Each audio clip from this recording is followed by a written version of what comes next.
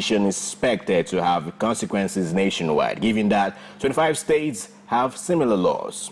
Lastly, in the breezy world of sports, home-based Super Eagles defender Imo Obot has left Enyimba following the expiration of his contract. That's all on the news.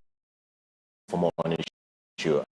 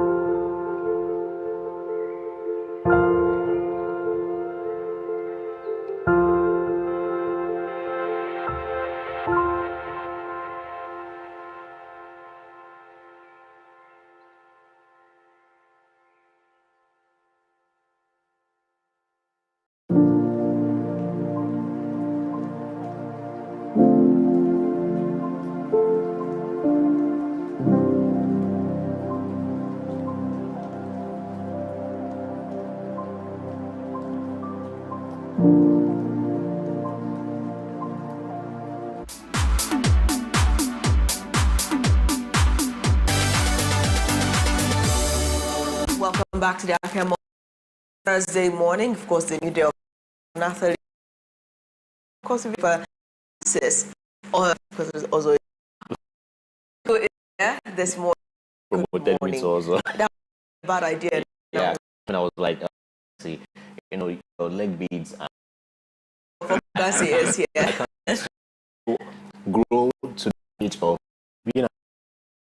Well, that's well, so yeah. Also on the constitutional lawyer, property consultant, and farmer. And currently now, the current DG movement in current DG of movement in Ugu. Actually, that of this cap. Yeah. No. Introducing to BD movement in Ugu. All right, let's head straight into national affairs, the state of the nation. Benway killings, president goes hard on security chiefs. Falls over deduction from airtime on USSD transactions. New tax system to take effect January. Zenith Bank to exit CBN regulatory forbearance June 30. Straight to Daily Trust, Benway killings perpetrators, Tinubu orders security chiefs. World Sickle Cell Day, patients battle high cost of drugs, access to treatment. Bandits kill 24 farmers, others in Katsina communities. How fake agri-credit providers dupe farmers. On Vanguard, Benway killings will confront land grabbing head-on to bring peace. This is according to President Bola Tinubu. On the Punch, Tinubu assembles top brass, ex-governors to end Benway killings.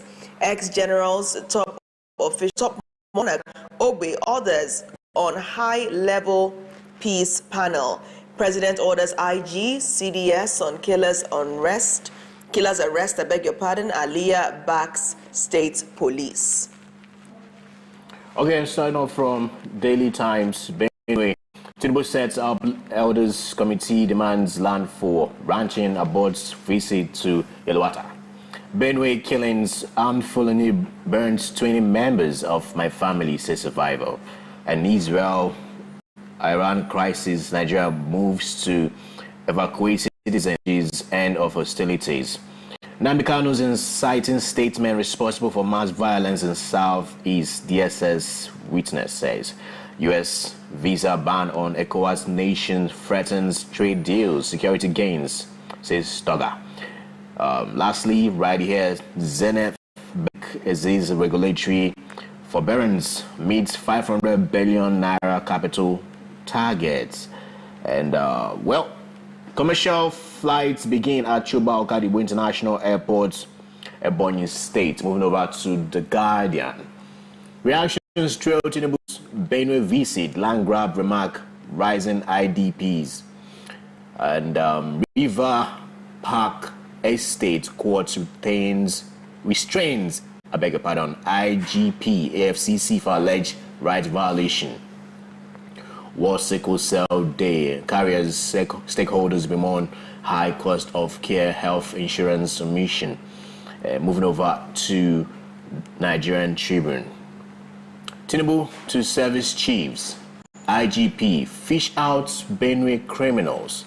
Visits injured victims in hospital. We are facing calculated genocide invasion. TIV tells President, establish special intervention fund for affected communities. Aliyah urges FG. I'm moving over to the last one right here, New Telegraph. Middle East crisis. FG plans emergency evacuation of Nigerians from Israel, Iran, as over 400 EU citizens evacuated from Israel. Reports Iranian ex-president Ahmadinejad survives assassination attempt, considers U.S. joining Israeli strikes on Iran. Autonomy governors hijack LG Council's 2.058 trillion naira amid logjam. Edun tax reform bills hallmark of economic prosperity growth. LG poll. Lagos PDP intact, says Bode George as party flags off campaign. Zenith Bank pledges dividend resumption media. DSS witness to court. Kanu's incitement liable for mass violence in Southeast, says about 200 security agents killed. We have not registered any new party, says INEC. Commission's letter won't invalidate NEC meeting, says CP-PDP. ECOWAS seeks collective responsibility towards combating terrorism, says no littoral is safe from attacks.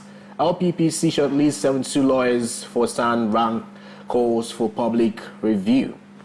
Benue massacres. Let's go. Let's get those criminals. Tinubu tells service chiefs, IGP with victims' families, case cattle ranching to end farmer header clashes. Humanitarian crisis hits Nasarawa as fleeing residents flood states.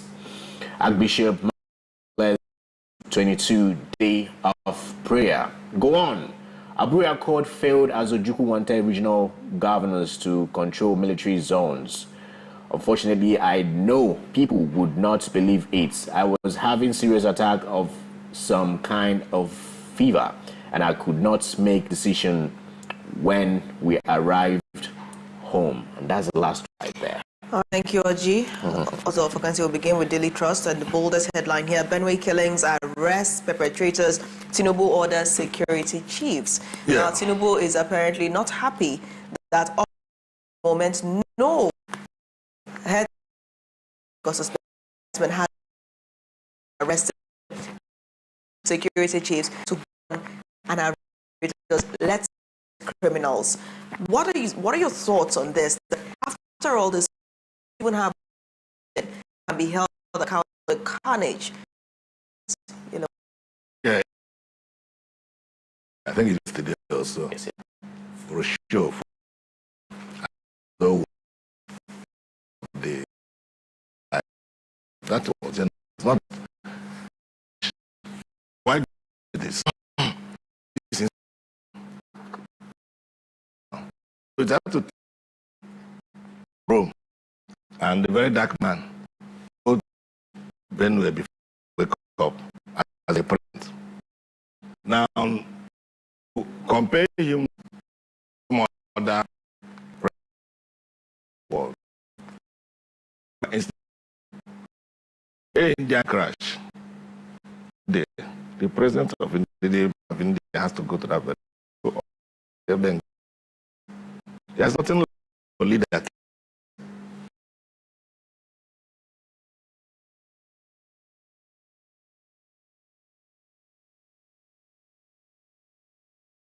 For two. I think that round of wow, such insensitive play. No. I mean, thank you. Protocol. So events that is realize the magnitude of how we now.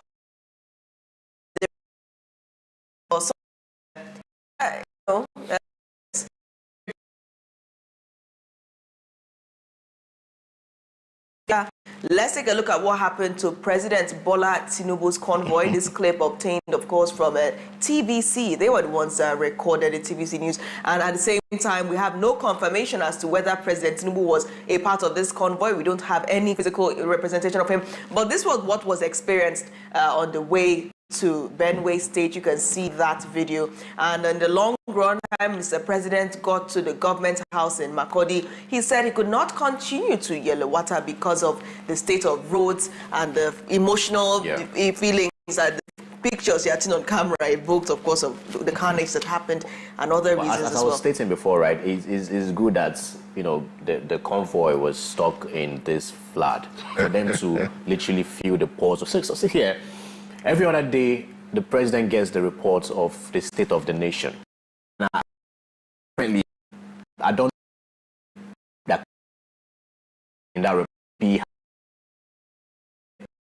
report is if they right thing to the this is come.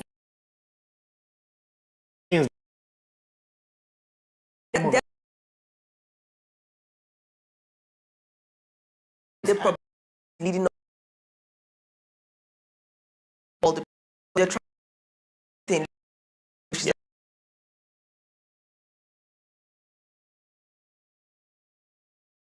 To the understand what people have been playing because that everything is all right. But also, you also have to go metaphysical. The fury of nature is also angry with it. That's flawed because you remember the day of that we started at 5 a.m. in the morning and then midnight. The day was also shitty in things of this nature. Believe that nature had its own president, but to so far the place the it was airport to okay. Helicopters go to anywhere. There is around. If he on the helicopter, the next minute they'll bring it to wherever it is. So you see, he has no hasn't visited that place in the day this incident to wait for people to come to go. He didn't go there for consolation. He went there for campaign. I keep on saying, look at that. You see what happens. A lot of things are going in Nigeria. That's what testing the police. But then he has we are trying to the cow out of safety, just regarding the cows. And you think a lot of things gives me a lot of irritating mess. People with this good blood need to show the world are not happy. Soldiers, police and soldiers, and now more than the cow. Show the safety of the cow. Soldiers and this is the sense. There are a lot of. If you keep quiet, you see, it's desirable for people to keep quiet. You die. If you don't talk, you die. So it's better you talk. So why should you allow lives to instead of now the house and the animals? You could have read that video because he went. There were still charged bodies in a lot of places where an entire why. So if I would be to say this, let me carry my own ones. Carry anybody because everybody there. The police just about when the people sleep. Police ordinary with their intelligence should have known that if they have repaired them here, so what happens to the community? All right, now commercial break. Now, when we turn, this is talking about ranching to be such an impossible undertaking. That's part of the country generally. Is it so difficult ranching to finally call of states? Morning in just seconds.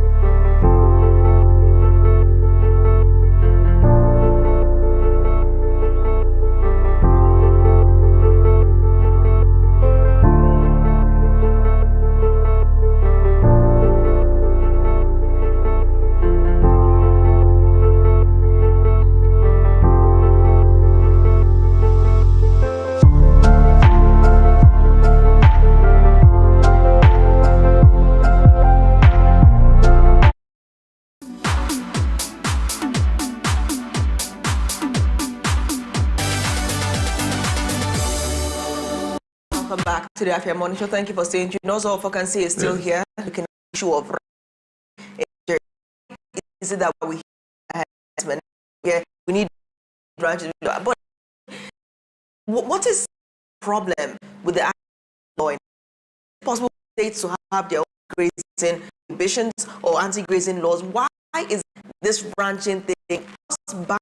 But we hardly see any ranches that we can say we're actually as at bay. You know, it's because please help us understand. Let me say, first appointment in earlier. I expected so much from him being a priest, but he has been blessed with 2 Catholic priests.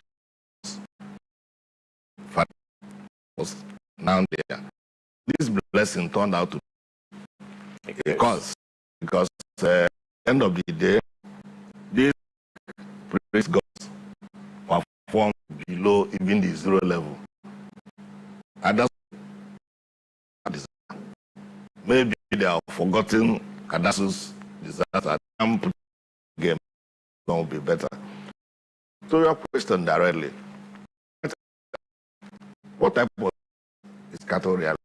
Is it a government project? Is it a state project? For all I know, cattle rearing is individual business enterprise. not like the woman who sells green, New Market, or like the woman who roasts corn by its side. These are private businesses of individuals. Business to try. See, even under the foreign procedure rules, there's rights of movement, liberty to move. But that it stops at the apex of move about to destroy other moving about.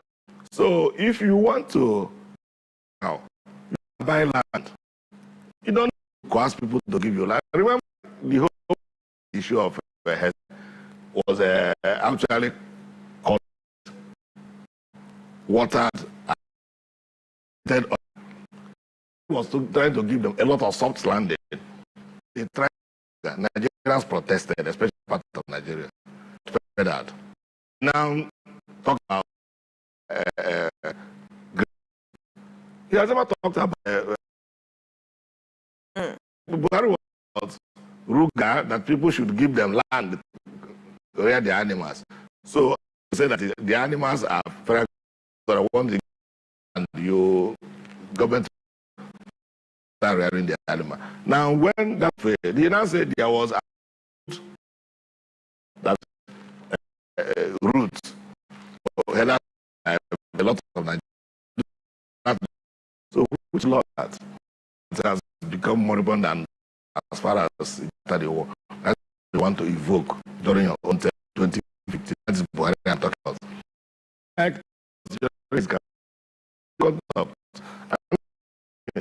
So this Tinubu giving most birds are the same feather, the same 5 fingers of one person. They want to see to government policy to action. Ghana, presence you see cow. Security should see cow. Load it into the van and available prison for people to use it. And who the Fulani and they appear from the streets of Ghana. So it's like every other West Africa to go and talk about Burkina Faso, because that was the country in Africa, because years ago the state again. So but let us compare other countries that are slightly back in Nigeria. So Ghana, I'm talking after the Togo, to leave your cap on. Now, even there is that Nigerian judgment is what stand in your state. I will still I get the judgment one of them don't have that is free movement. I made that judgment, and that judgment is subsisting. It's an judgment. High Court the judgment, and nobody appeals against that judgment law. So that law is still in vogue, and nobody is trying to enforce it. The juice of the milk or drink, make them from chemical. If you go to Holland, before you see, I'm talking about the cow park street, before you can see the right.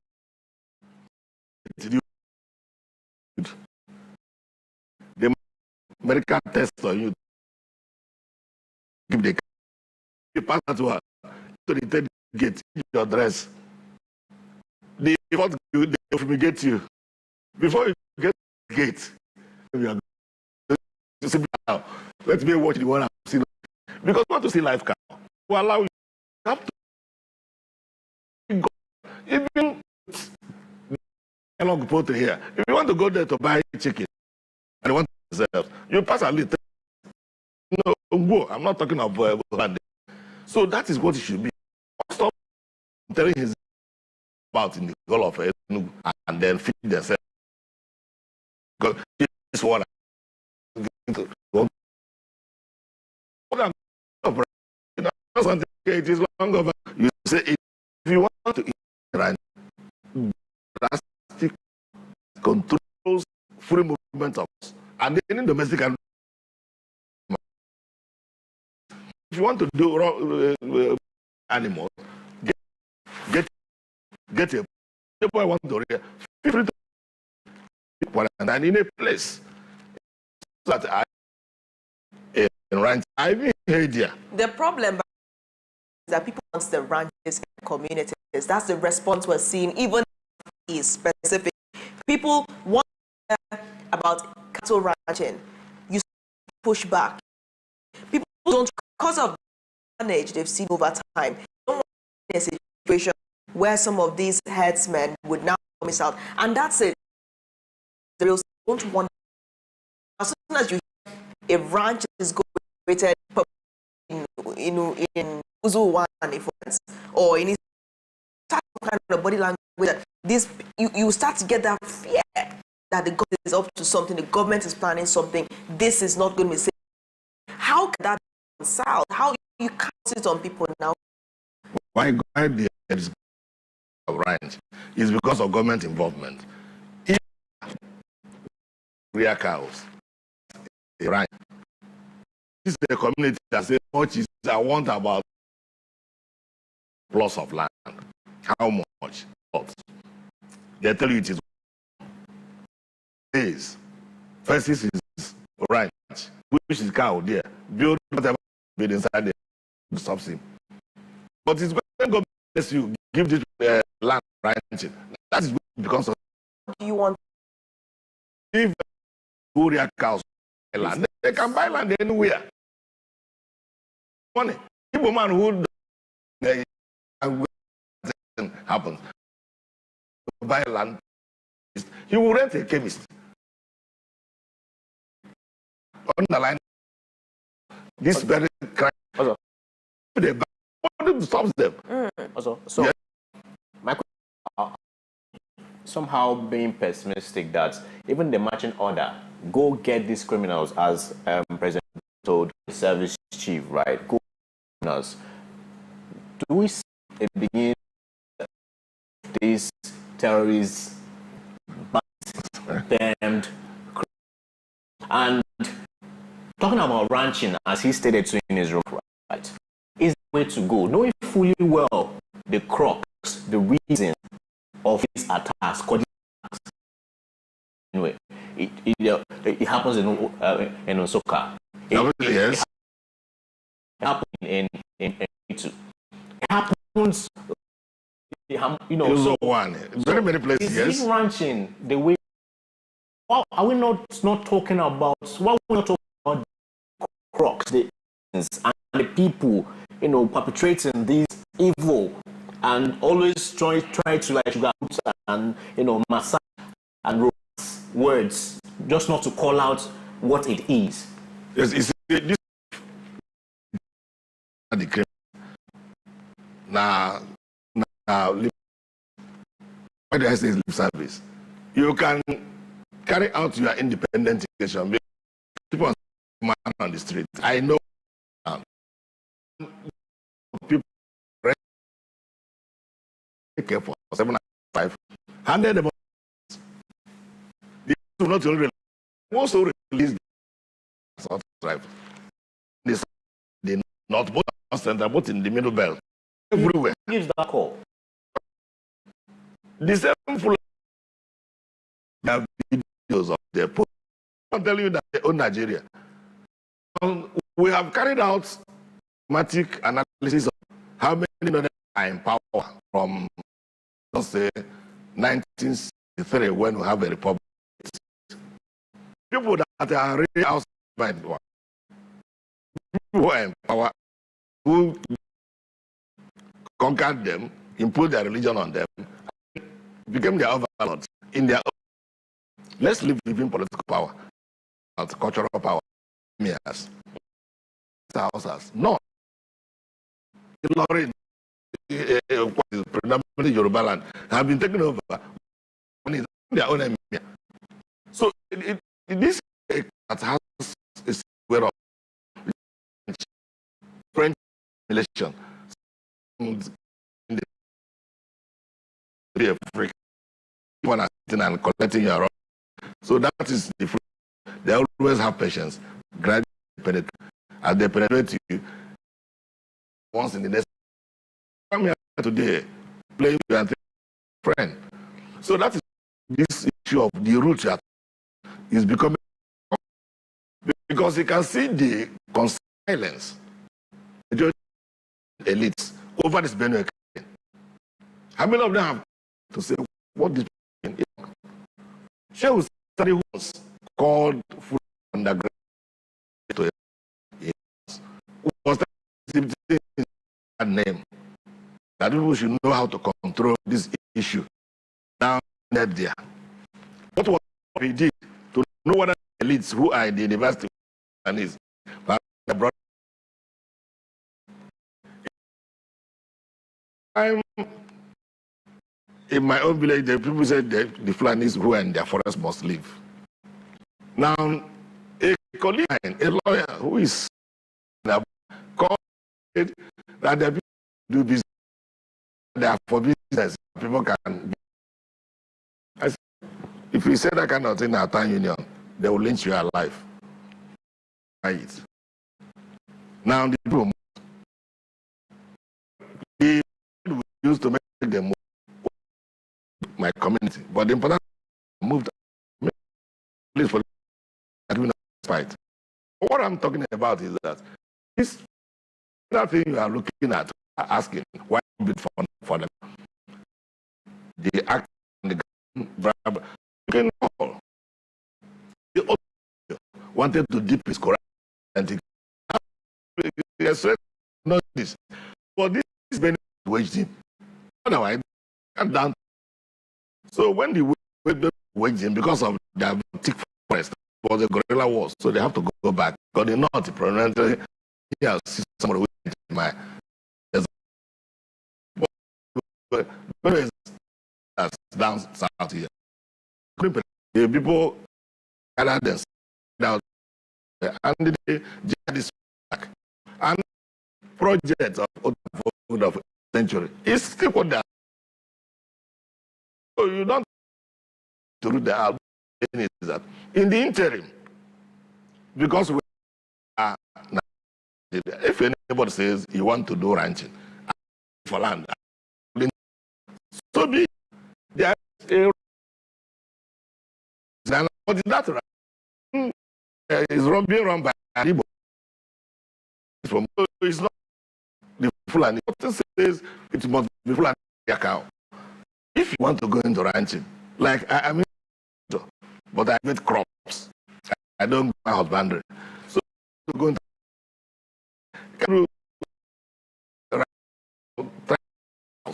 many of our governors who has occupied that in Enugu to this fellow story for example of themselves. God, people trying to get where they get in their own area. Former who has this land and cows there. If you want to buy, set examples with ourselves. So it's not so there's no lot of Fulanis who. Thank you so much for joining the show today. Very interesting, and we hope people are listening and they're going to go it as later. They're not like, but what I say, it's going to down on everybody. That's true. Yeah. One day, see somebody who is carrying what is wide road because it's somebody's own brother. When it's because your own brother tomorrow, you won't feel it. So that's what I'm saying. Be on guard. Thank you also for joining the show. The analysis does continue this show. We're going to be hearing a lot of the incidents that are grief, pain for families. The show will continue first. Show would return. Stay tuned.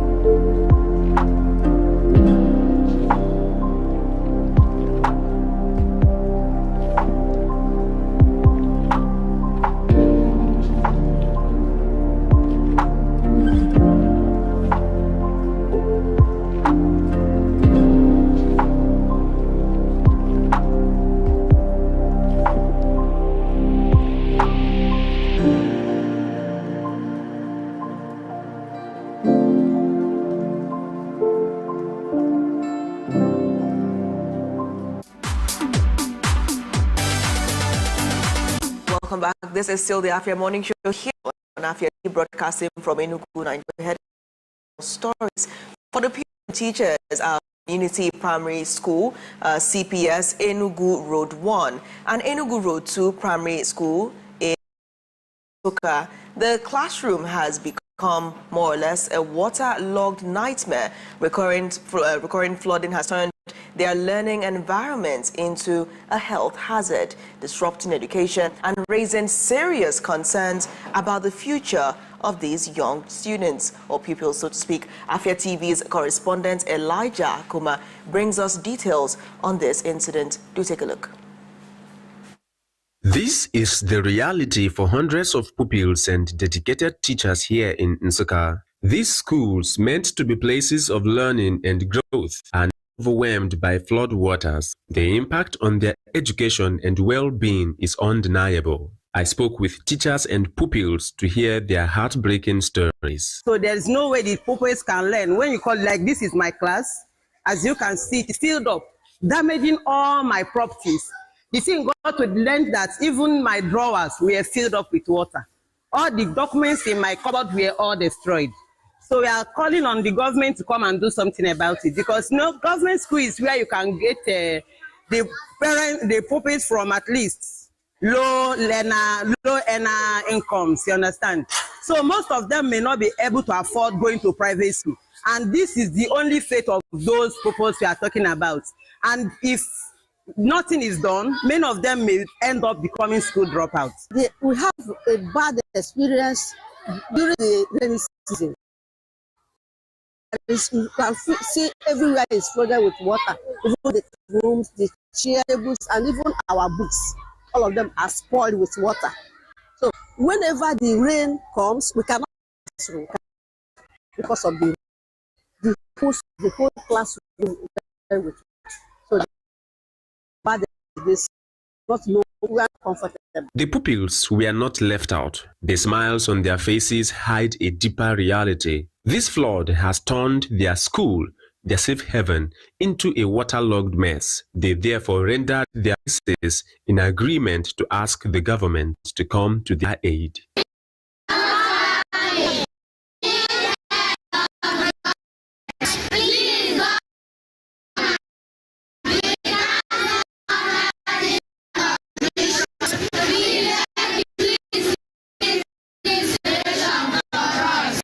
Onyekachi Treasure. The flooding has turned his into a place of fear and anxiety. He described the difficulty of concentrating in class, the loss of their precious environment, and his simple desire for a safe and dry place to learn.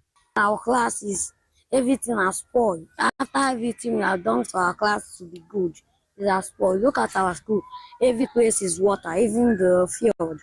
So we cannot handle it. We are not happy about this water issues. We can't learn under this kind of environment. Please come and help us. So please, government, please come and help us. So many people have suffered because of our schools. Even so many people have not come to school because we are going to learn many things. Please come and help us. Government, please come and help us. This water is stopping us from learning. Come and help us, stopping us from learning. And this environment is better. The voice of these teachers and pupils picture of a crisis demanding attention. The flooding at Community Primary School and Enugu Road Primary Schools is not just a temporary inconvenience. It is a systematic problem that threatens the future of these children and their community. An ugly sight it is, he must confess. The pupils and teachers in this educational arena are learning and teaching under a very critical condition. The teachers have expressed, as well as the pupils, have expressed their concerns about the incessant flooding of water into this learning environment. We hope, just as the teachers and the pupils out to the government, that something will be done about this. This is the only place that most of these students can express themselves and also get education and learning of a very good environment. So we pray that stakeholders and the government would look into their condition. In Nsukka, Elijah Akuma, report for Afia TV. Thank you for that story. The pupils themselves are calling attention to stop this incident. Now, at this point in time, if you do homework, I'm sure I would not be surprised because that happened on the go now. Yes. But it's very right. This needs to be attended to. Why don't we find a way and avert? And we sweep young children away. They go to school to you risk swept by the floods. And we should also pay attention because is the human factor that causes this flooding. You know, when we're blocking all the and all that, it could lead to flooding. Again, the government to need to do their part. You know, it's something that almost every day is heavy in or cold. I know we start these things and putting out the right words out for people to know the things to do to prevent flooding. Has even led to this particular, but with the heavy rain, government needs to go, and of course the Commissioner for Environment as government chairman, body needs to be on deck to truly uncover the cause. It becomes fatal or one. Back to the metropolis, and it has secured the Spence Foundation Vision Grant Support Replan 160 smart schools across the state. For the end of this, the Spencer Foundation Vision Grant in Enugu held a workshop to enable researchers being trained to study the impact of the experiential learning curriculum in the state. This meeting was led by the Enugu State Commissioner for Education, Professor Undubweze Mba. Afia TV's Oluwatomi Olata on this story. But first, we'll go on a quick break, and when the morning show returns, we'll take this report exclusively tuned.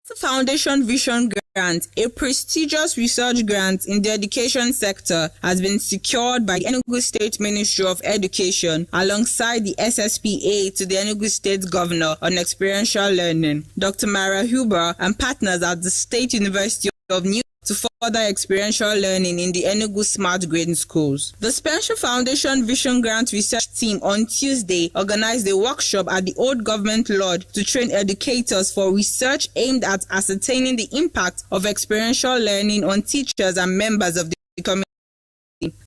This will help in scaling the experiential learning curriculum for the 260 Smart Grading Schools. The Spencer Foundation Vision Grant is one of the most prestigious education sector grants in the world. Out of a global competition, about 10 to 12 global teams were selected, and Enugu State happened to be one of those teams.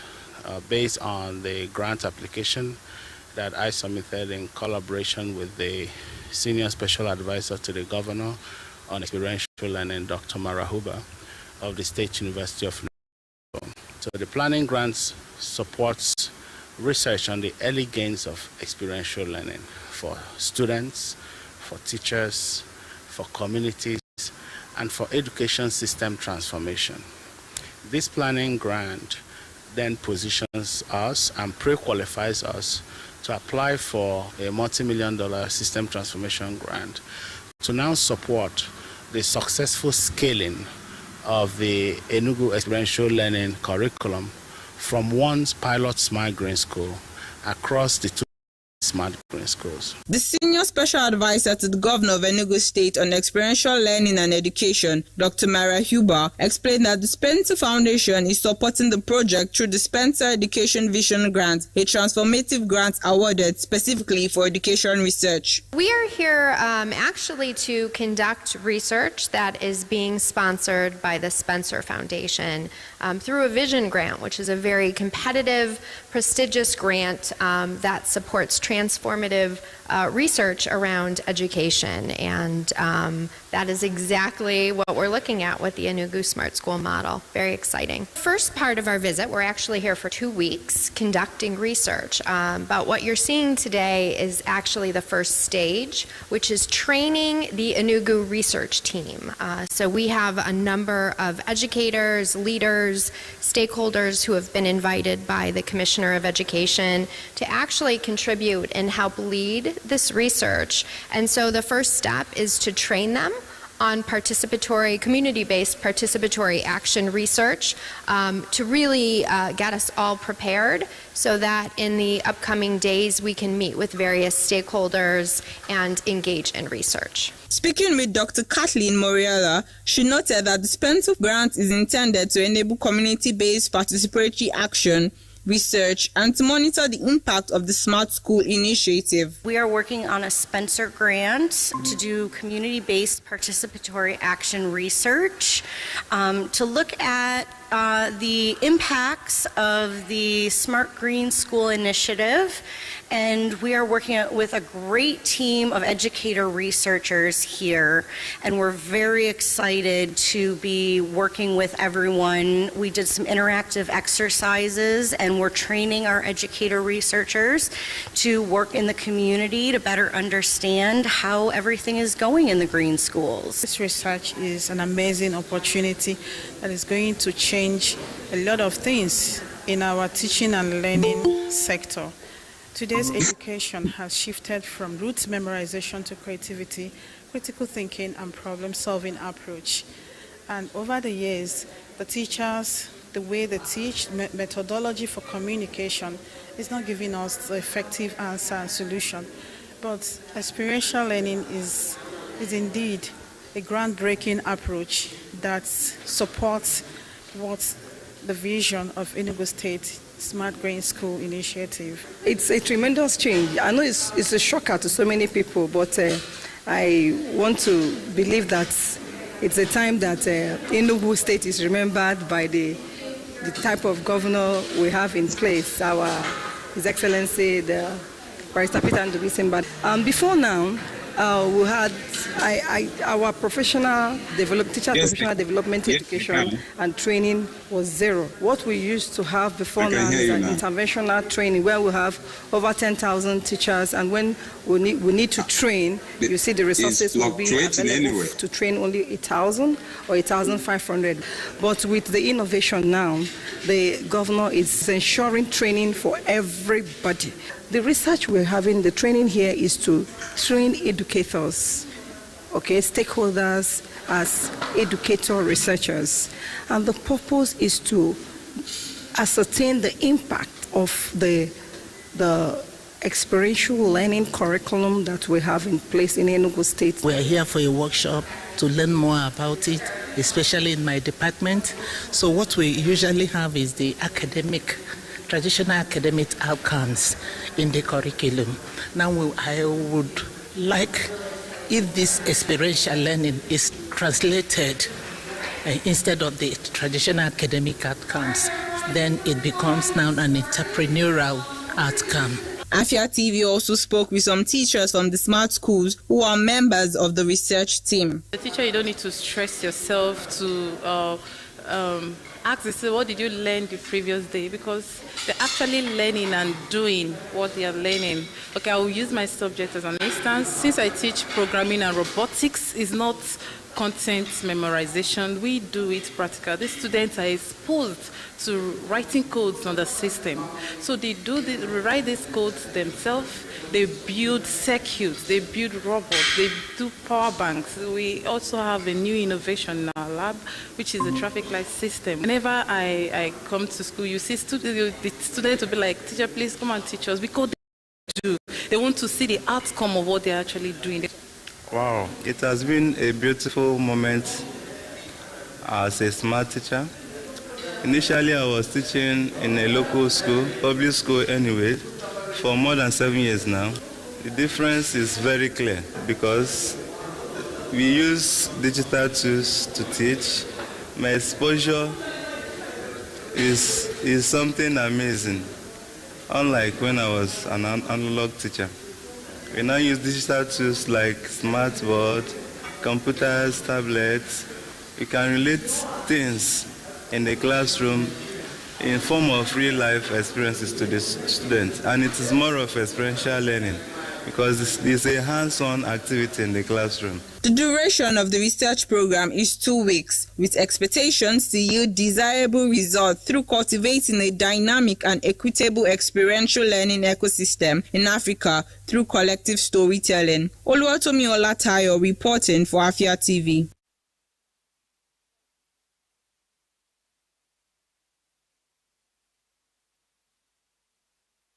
That story it told me, and that of course is a great one for Enugu State, the Spencer Foundation Vision Grant to enhance research planning for experiential learning in the state. That's a big one for the state government, of course, through the Ministry of Education in Enugu State, and that's a good one to the commissioner as well, Professor Ndubwezemba, for working with his colleagues at the university to secure that particular grant. We'll see what that does for the 260 smart schools in the state. Oji, how did you feel watching that report? And that's a good one for Enugu. Right. You know, so it's a great. You want to go back to being a pupil then? Oh, well, I've gone past that though. So those who are on that line should enjoy. So, and it's a great deal. They should utilize it, right, you know, rightfully. Why is that when we leave school, the good things start happening? Suddenly they start giving you brunch and nightcap. Yeah, right. All right, away from there now, we're moving on to serious developments nationwide, and that involves the recurring herdsmen attacks that are currently ravaging Nigeria. We're seeing pockets going on in different parts of Nigeria. We saw the major one, over 200 in Benue, killed by these herdsmen. The governor of Benue State is even asking for these herdsmen to be prescribed as terrorists based on the nature of crimes they are committing against humanity. You're also seeing what is happening down here in Enugu State, in Ehamufu, in Isiuzo, where we're seeing these herdsmen coming out from time to time and ravaging the communities, the villages there, and sacking indigents from their farmlands. Then again, you have some pockets of insecurity in a particular local government, Umuneochi in Abia State, but we're seeing reports of the State Commissioner for Information saying that they never said that this attack, security threat, was perpetrated by herdsmen, and even the casualties were never specified as wrong, fake So we're going to report and much hear what the state, how that, and all that. Let's get into this conversation. Which way forward? How can these incentives seize? What are the factors contributing to the surge? By Afia TV political and economic of Nnamdi. Good morning, Nathalie. Good to be here. Good to have you on. Your face says it all.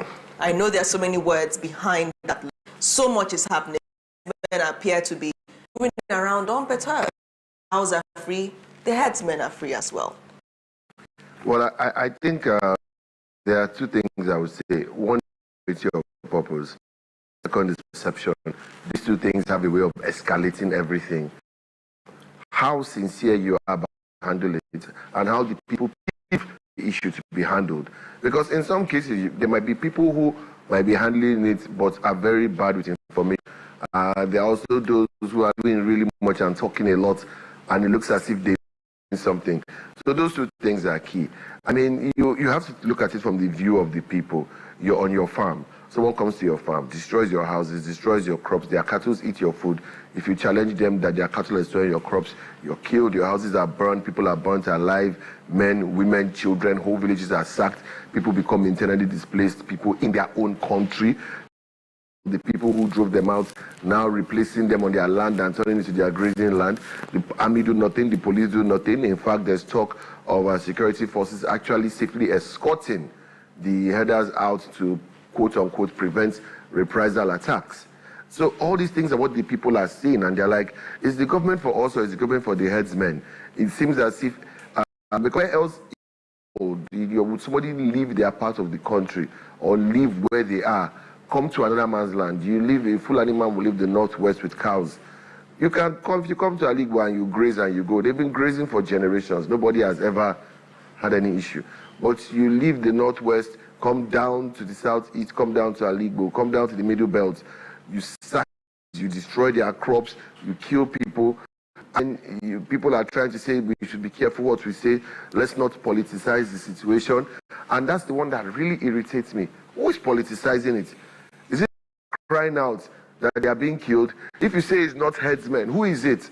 Have you brought somebody and said, these are the people doing it, we have caught them, you can go back to your farms, you are safe? If you have not done that, then you cannot tell the people they don't know what they are saying. So is it the people that are crying out for help that are politicized? Or is it the governor who lives for the residents in Benue State to do what? To view dead bodies and put school children on the road to wave? Thank you for coming to see. It's great because we do have videos, which I know will come up on screen during this broadcast, showing some of the banners that were on the road saying, thank you for coming to condole with us. Thank you for... as well, who are standing out there put on the road to wave. I'm sure our producers will get that on screen during the show. It's around nonsense. And then you have a government telling people not to defend. You find that the only person who has been arrested and sentenced to death who defended himself from killer headsmen in his farm. It just tells you that something is moving mad. Whether it's the people in government is moving mad in this. The only person prosecuted and condemned to death defended himself from somebody who came with a weapon to his farm to kill him, and he overpowered and killed the person. You've never arrested or condemned to death any header. You know, so it's very, very funny. And I have to give credit to the TOR team. Yeah, I was going to come to that. Because while everybody is there, like I said, saying we should not politicize it by politicizing, so you shouldn't accuse the president. TOR team came up and, very learned man, told the president to his face, said something I've been saying since. Stop using this word bandits. They are terrorists. A bandit is somebody who engaged in criminals. Yeah, he called them terrorists. Now said to Service Chief, go get these criminals. Let's call them what they are. Terrorists, a criminal is killing a chewing gum. Call them what they are, terrorists, because that shows the gravity of what they are doing. Terrorist has a definition. Someone who uses means of terror to achieve their purposes by force. What are these people doing? Is it not terror? Are you terror on community? What is all this nomenclature and not wanting? But you've declared IPOB a terrorist organization long ago. These are the things people are seeing. It didn't take you long to declare anybody had been killed, IPOB had been declared a terrorist organization. But these guys, you are finding other names for them. Right. Bandits, criminals. So this is the perception I'm talking about.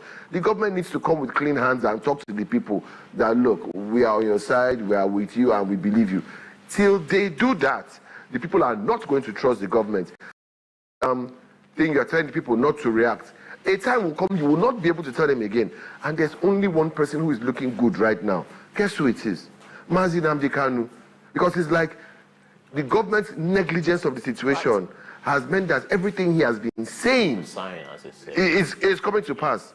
You know, I'm not calling him a prophet or a madman, but it is saying that the inactivity of any government will make evil madmen become prophets. Right. Because nothing is happening. That's right. Okay, before we go ahead, there is someone that's going to be joining us shortly because there is emerging news in Abia State as the state government, through the Commissioner for Information, has strongly condemned what it describes as an ongoing orchestrated campaign of misinformation by certain individuals using online platforms aimed at misrepresenting the true state of security in the Umuneochi axis of the state. Speaking on claims of, around the security breach, the Commissioner for Information in the state, Prince Oke Kanu, stated that no casualty figures or perpetrating group were confirmed during the briefing, as the matter is still being investigated. Now, for some clarity, before we join by the Vibe newspapers correspondent in Abia State, let's take a look at what Prince Oke Kanu actually said. We'll find out if there was any ambiguity there that could have perhaps spiraled into the misinformation that they've claimed most of these online platforms are indulging in. Let's hear what he said about the security breach. Then we'll come back with a special guest and, of course, Nnamdi right here in the studio. Do take a look. Finally, let me inform all that recently there have been some security breaches at the Umuneochi area of the state, leading to some fatalities. The state security agencies have been put on full alert as a result. The state government will not leave any stone unturned in activating the entire security architecture of the state to address the issue of these breaches. All right, now we'll go on a quick break now. Try to connect to our guest. When the morning show returns, this analysis. Do you stay tuned?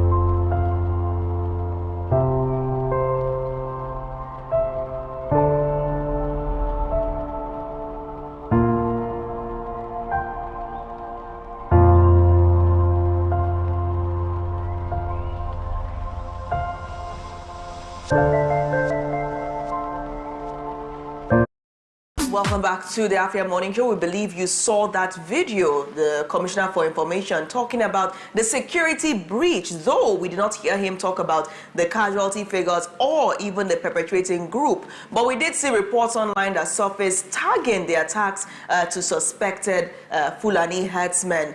So right now we're joined by Vanguard newspaper's correspondent in Abia State to tell us really what he has observed on the field, being domiciled in the state, if there's anything more than meets the eye now that the Abia State government has debunked any claim around the simple security breach that he highlighted without much information yet due to ongoing investigations. Thank you, Mr. Steve Oko, for joining us all the way from Umuahia, Abia State this morning. Thank you very much. It's my pleasure to be your guest this morning. How is the Coal City? The Coal City is fine, and I would tell you, I'll reply also with what you said before the show, that God also resides in Enugu. Sometimes Enugu is in the hands of God as well. Yeah, you are correct. Abia is God's own state. Right. Okay, so please tell us, let's head straight into the matter. What is really going on in this local government in Abia State? What is a true picture of the security situation? What do you know vis-a-vis what the state government is saying? Thank you very much. Insecurity has been a major issue, not just in Southeast, in Abia, and of course in the country. But one thing that has happened to Abia State is that when the current administration came on board, insecurity was one of those areas that it declared state of emergency on. And shortly after 2023, the governor, Dr. Alex Otti, launched a special security operation codenamed Operation Crush. And ever since Operation Crush was launched, I remember that at a point, the Enugu-Port Harcourt Expressway that passed through Lokpanta in particular. Lokpanta is in Umunochi, local government area of Abia State. At a point, Lokpanta and parts of Isukwato, all in Abia North, became almost a no-go area. So it was really a serious hotbed. So when the governor came on board, he declared war on that, and of course tackled it headlong. The military, police, and different security operatives were deployed, and they were able to restore normality and of course calm around that axis. But unfortunately, in the recent times, there are indications that it is like a cobra beginning to rear its ugly head again.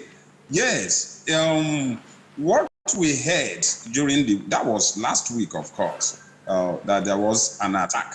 It has been speculative. Nobody can actually say what transpired. On Monday, when the State Executive Council met and the Commissioner for Information was to address journalists, I remember that issue came up and we tried to find out what exactly happened. But, unfortunately, we didn't also get clear position from him other than, okay, yes, there was a security breach and the state government is handling it. Security agencies are still investigating. And this usual glitch that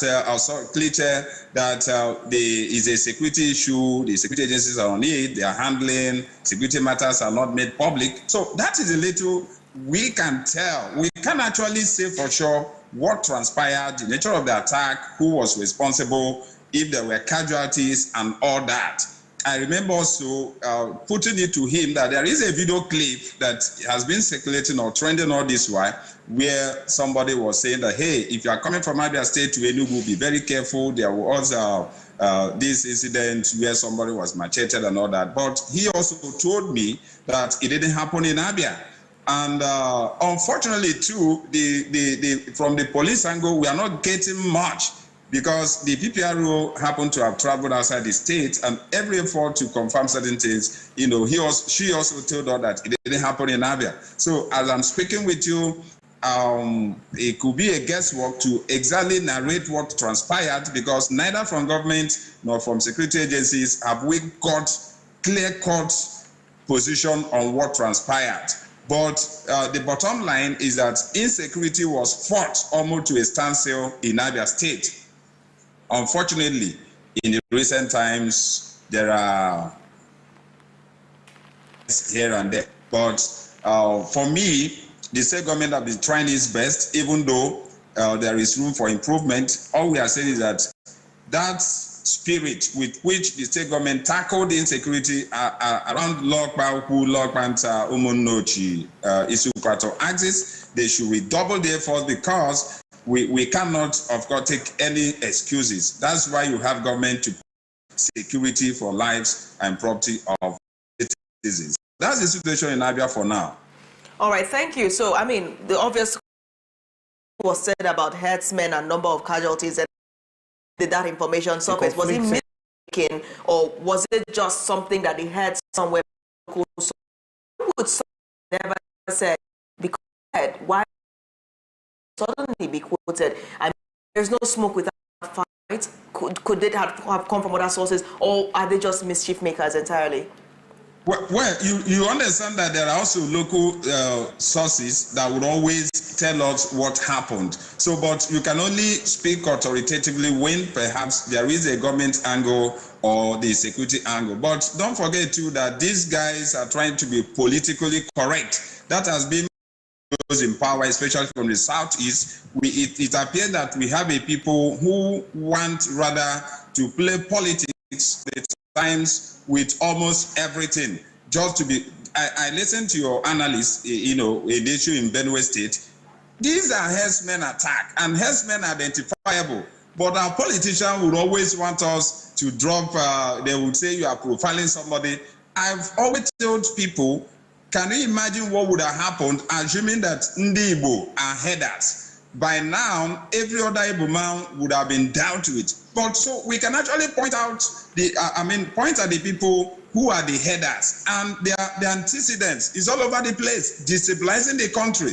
And the federal government would want us to believe that these are foreigners. If truly they are foreigners, why should a responsible and responsive government allow foreigners to come destroy its citizens? Why don't you go all out and make sure that those foreigners are dealt with? These are killers. These are mass murderers. So for me, I'm not too comfortable with the quality of politicians we have in the Southeast. People who want to play politics virtually with everything. If I have the powers, frankly speaking, even those at the National Assembly, they are not doing so much.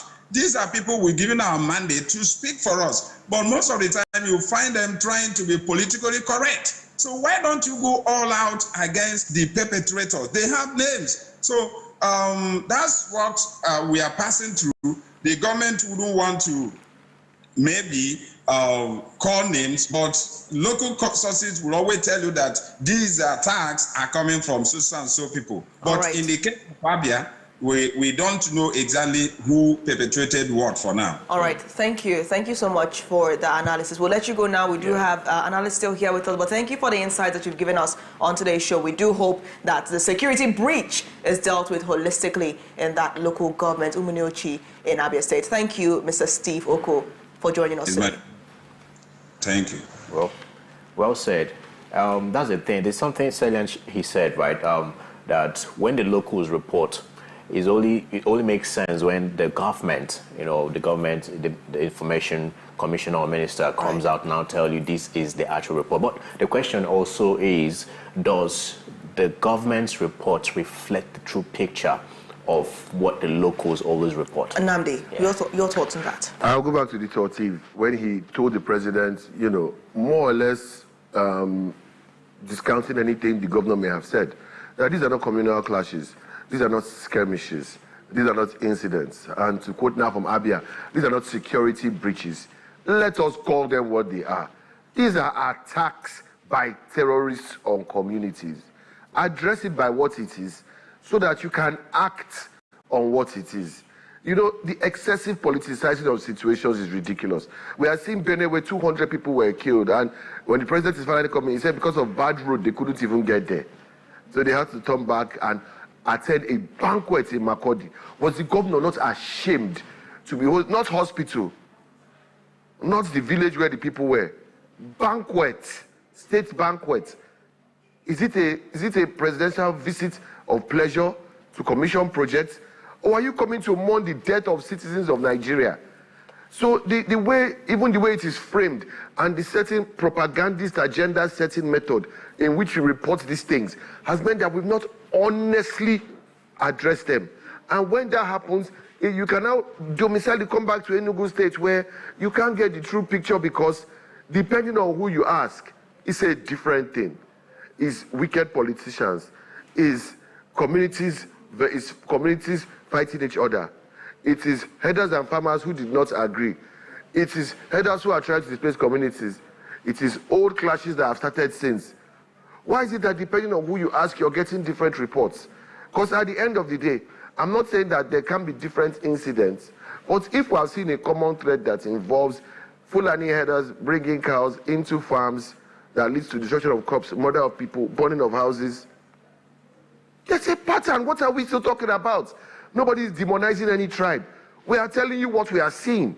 Why is it so hard for us to just address the issue? He said something now, that had it been that Igbos were herders, every Igbo man would have been dealt with. And I raised it earlier on how quickly, to the point where our own legendary actor, Chiwetala Agu, because he wore a Biafran flag outfit, was manhandled by soldiers. He wasn't protesting, he wasn't doing anything.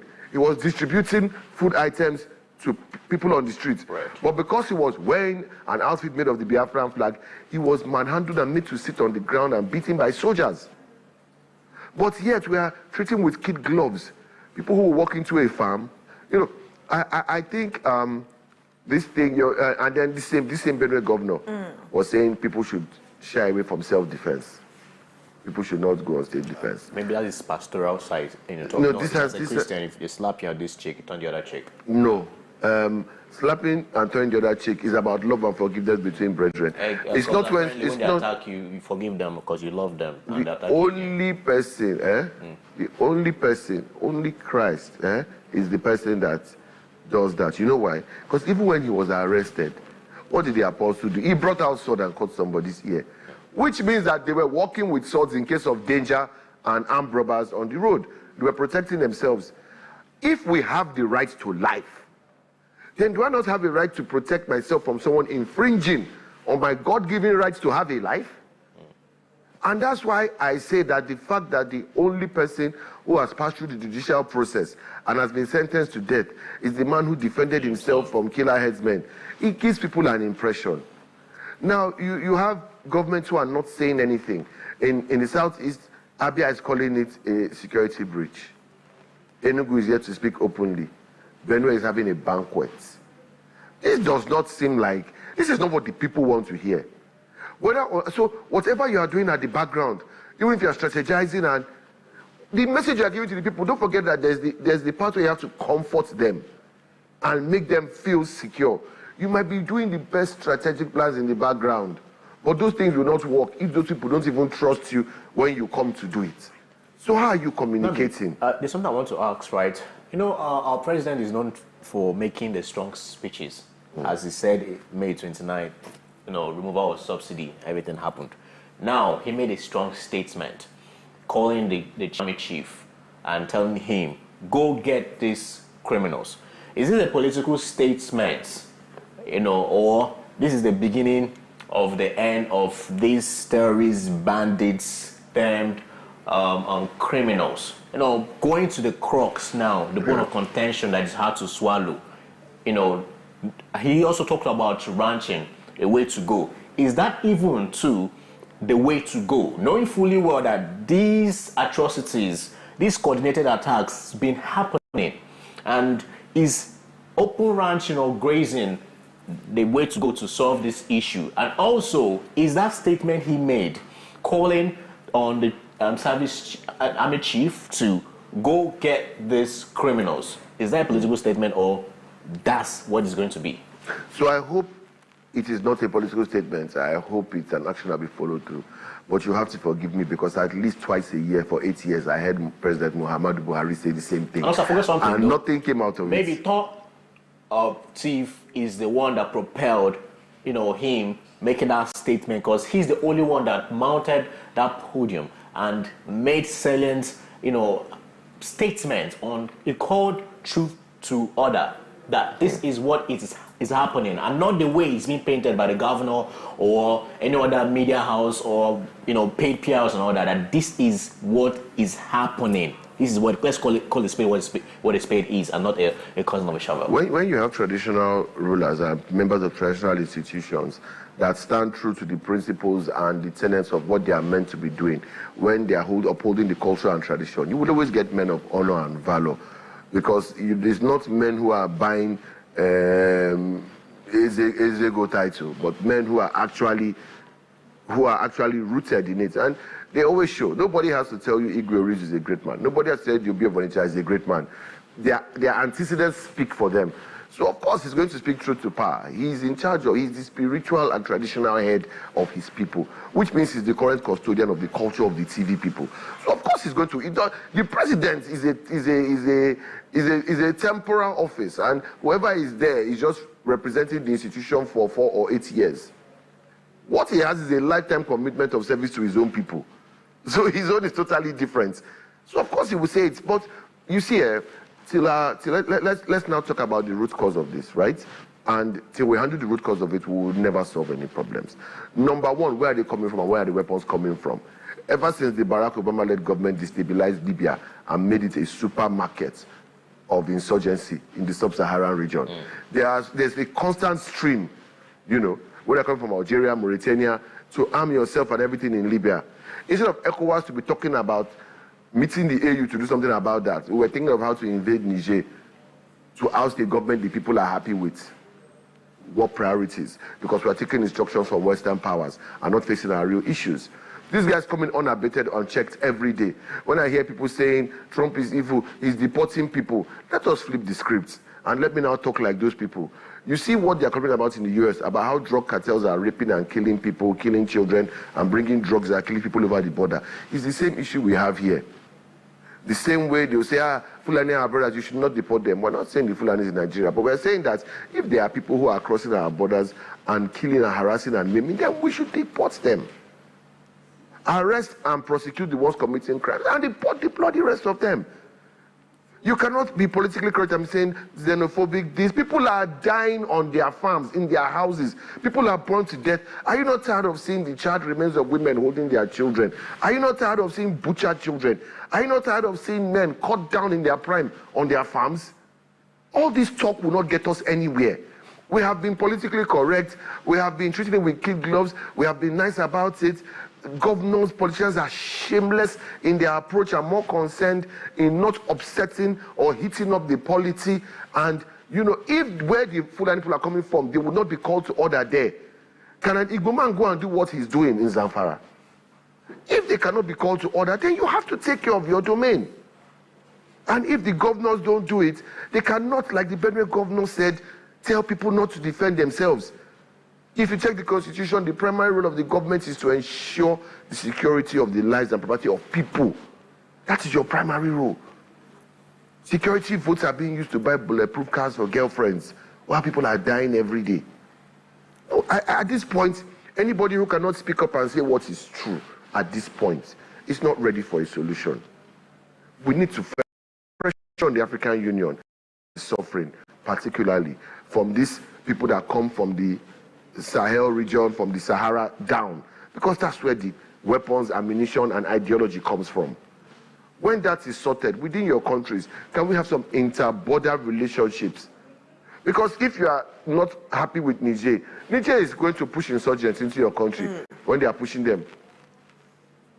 Thirdly, our military chiefs, they need to be audited properly. They need to be called to order. I'm seeing posts everywhere vindicating Ihejirika, because then it was said that he was on a tribal quest, that he was not. But look at it now. We don't need, Abacha said any insurgency you see beyond 24 hours, the government has a hand. Now, I don't mean President Tinubu has a hand, but we've heard reports over and over again from people in government, from people in security agencies, that there's Boko Haram in the government, that there are people in the government, and the truth is, of course, this thing cannot have festered for so long. So the question without question now is why? Why would any government want to involve in that? Speaking about this, I've heard this over time. insecurity lasts longer than 24 hours that this government had, 48 hours that this government had. Why? What could be the reason? I mean, I'm sure it's not about bloodletting. It couldn't be about bloodletting. So you have to understand that the government is an institution, but it's filled with people. And these people have their ideologies, they have their principles, and they have their intentions. It's not everybody who comes into government that came in to serve you. Some people came in to serve an ideology of where they are coming from. Some people came in for personal gain. And some people came to do what they want to do. So the people in government are building structure to achieve what they want. There are those who are stealing money. There are those who are grabbing land. There are those who are pushing religious and cultural ideologies. And they are doing it with the power of the state because they have access to that, being that they are in the government. So if I'm a high-ranking executive or legislative official, and I have somebody else in the other branch of government, and I have people in the military, then you are able to set up a proper conspiracy across the arms of government that when these people go in and kill people on the farms, your own people in the security agencies will go in and prevent reprisal attacks on them. Then your people in the judiciary will convict the person who defends himself as a message to others, not to try to defend, because that's what the message is. Don't try to defend yourself when they come. Allow yourself to be butchered. Because if you defend yourself, you will end up being sentenced to death like this man. That's the message. Let's call a spade a spade. There's nothing else you tell me. Because that's what it is. That's why I say perception is very important. The government needs to be very, very wary of the message they are putting out. For those like Abia, like Enugu, who are not federal, but are here in the southeast with us, the governors here, what they need to do now is come out and address the people. There is nothing more comforting than your chief executive telling you. That's what Tinubu knows, that he's saying, go and get those criminals. He's making a bold statement. But a president saying that is too far from the common man. It doesn't touch him. But a governor saying it is something totally different. Get the issues of local government chairman. Go and stand there as the governor. Stand there with DSS, with police and the army, and say, we're on ground. And watch people's hearts come down like, okay, the governor is here by himself, not on a condolence visit, but to send people with guns into the bush to chase out these threats. In your view, why does it appear that that's a dilemma for a lot of, I don't know, what could be the reason? Because it seems like the simple solution, the president did it, right? What could be the dilemma? Let's try to look beyond. First of all, let's talk of the handicap that the governments have. In all fairness to the Southeast governors, and I'll say this honestly, as much as I'm not happy with the way things are being handled, let us also remember their major handicap. They do not control the police, they do not control the army, and they have to negotiate and barter for what they want done in their states. They have to negotiate with these guys, and they're supposedly the chief security officers. But a policeman can tell you order from Abuja. A police commissioner is going to listen to his IG before the governor. And throw out And if a governor is saying, I want this, I want this, I want this. Is that possible? Yes, and if somebody who is corrupt in government, or who is complicit in government rather, is able to get somebody's security forces who is part of their conspiracy to be posted to your state, of course they're going to sabotage your work. So, we were talking about state police the other day. Till we have a situation where the highest police officer in the state is answerable to the governor and not the IG of police, the governor does not have full control. He must keep negotiating with Abuja for security in the states. Why is that hard to implement? You know, we've been talking about this over the years, right? Having this conversation on state policing, have that conversation on it's very simple. Implement it. It's amazing that something that seems so hard has the a answer simple is very solution. simple. Let me tell you why they're not. Let me first tell you why they're not doing it. The answer is greed. And I know that sounds strange, but let me explain. In order for you to give state police, right, to give them the right to have their own police, something else must happen. You see, a lot of the reasons why a lot of the money goes to the center and is given to the states is because the center is in charge of a lot of things. But if the states are doing state police and you are pushing the police to the states, that also means that a lot of the money that the federal is collecting, they now have to give it back to the states, because the states, they are not handling police for the states again. True federalism. That's what why not? So that's greed at the center of holding that bulk money is one of the reasons. The second reason is this idea of the center seeing itself as a monarchy, where you want to be able to. Since 1999, we have seen presidents, even President Tinubu himself was a victim of it in 2003, where a night before election from the center, they will withdraw your security. Only in Nigeria, that because the governor is not in the same party as the federal, they would withdraw your security. Why? Can you withdraw security if there's state police? And people wonder if the governors will become overlords and use the police to oppress their state. Is it any worse than what is happening now? At least in this situation of state police, the police departments will be run by local government chairmen, which means that at the very state level and local government level, if your police department in Oji River is not very strong, you hold your local government chairman. At this point in time, based on your analysis, I just think that they don't want to do it. They don't, Because that's it's what I'm happening saying. in the US. They just don't, if I don't want to do something. There are clauses that can, check things like this. There are clauses you can actually put. Yeah, if I don't want to do something, I'll tell you a million reasons why not. You will still have your internal affairs. Internal affairs is a federal body. And their job is so that when the police in any state or the executive in any state is using the police too much, internal affairs job will now be to investigate and provide a kind of judicial checkmate for the people, so that the police don't start terrorizing them. Let's try to bring it home, because we're seeing this happen in Isuzo, and it's a recurring incident. Just barely 3 months after we saw the women come out en masse to protest, we saw yet another incident, over 10 reportedly, killed by this suspected Fulani herdsmen, right? If state police is initiated in Nigeria, we're seeing President Tinubu saying that him as the commander-in-chief is saying that the security architecture in the country needs to be overhauled. Yes. He is actually now pushing for state police. If it happens, how can that be beneficial to solving the problem in Isuzo? I'm trying to understand what the link would be. If it can't, what use would that be? Remember how the first time I said when I started, sincerity of purpose.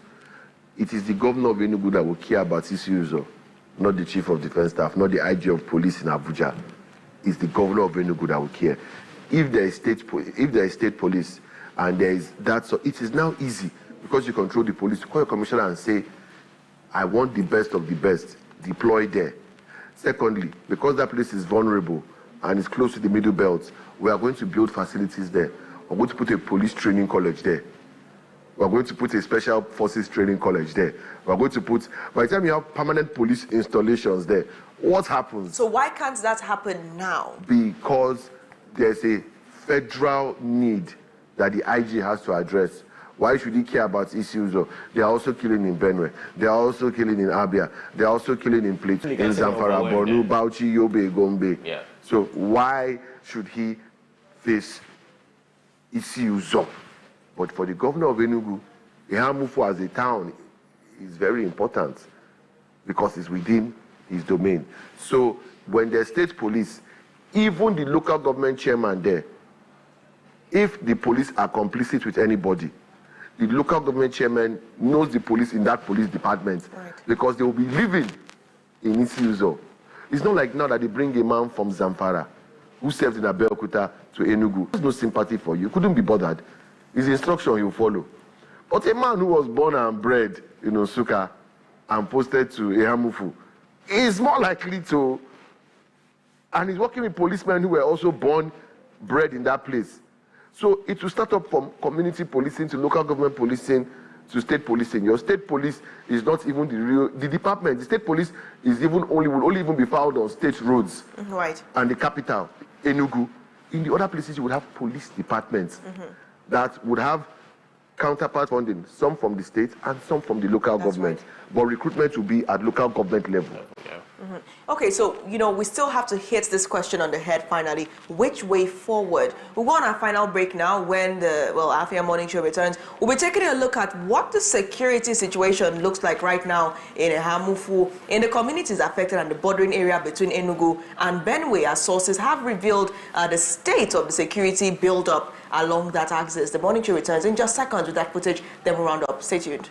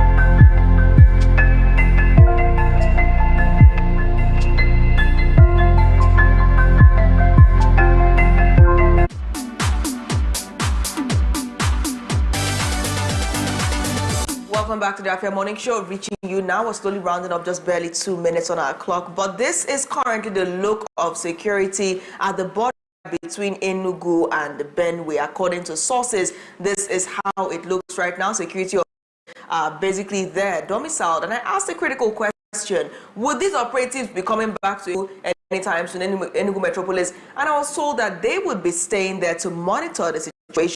The actions are going on the ground to ensure the security of the lives in Ehamufu. Though lots of people are still asking for a concrete statement from the state government, but it appears that some action is being taken below the line to safeguard the lives of residents, while we hope that this actually yields some kind of protection for them, because that is the main concern at this point in time. And Nnamdi, your thoughts? We're seeing lots of security operatives at the bordering areas where those herdsmen are prone to come in from to sources.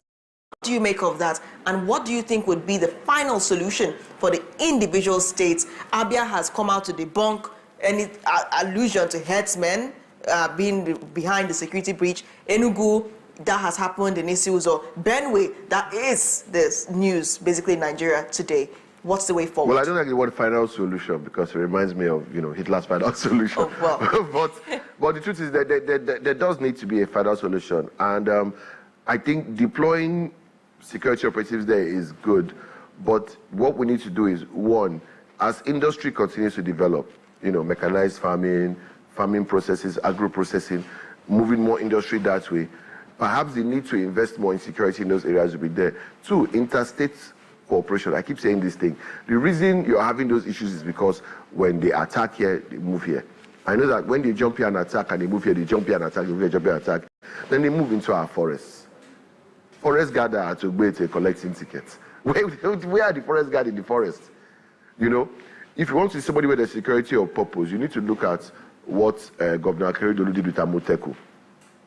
That was why when he passed away, when they shut down Amoteku, you saw the reprisal of the murder of the church in Owo.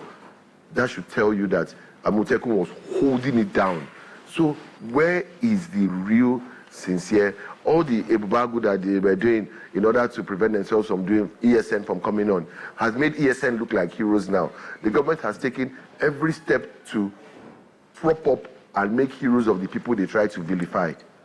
Till the people see the government as on their side, you'll be wasting your time. And Abia State needs to understand that they should not get into an information war with their people. They should act. All this one of messaging and you should not say this and fake news, throw all that garbage out and face the real issue on ground. Talk directly to the people and have problems solved. That's what I would advise them. Oji? So that's not even democratic, trying to get hard on people because of information or that. So you've talked true to power and say the way it is and all that, and also align with your people. And sometimes these statements make people not to give you the information, the right intelligence they need to give to you, because apparently they see you as not being on their side. Right. So it's ugly. Oh, well, thank you for everything, the analysis. Thank you, Oji, for the extra analysis there. And, it's important that these acts are. We're not just talking about casualty figures, numbers. We're talking about human beings, generations that have been destroyed as a result of the initial kinsman being killed. Imagine all the people who died even before birth as a result of these incessant killings. Families have been destabilized, men have lost children,